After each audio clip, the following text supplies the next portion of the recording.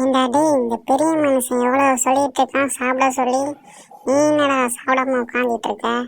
இருடா வரண்டா, அந்தாண்ட வந்து சுற்றி வந்து சாப்பாடை சாப்பிட்றேன்னா இல்லையா பாடுறா டேய்.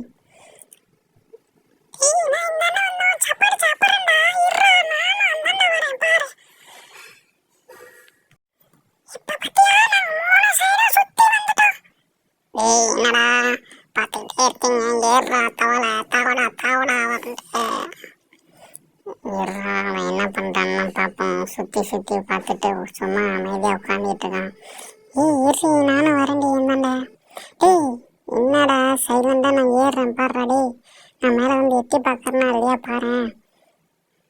என்ன பண்ணுறான் பார்ப்போம். பார்க்குறான் பார்க்குறான் பார்க்குறான்.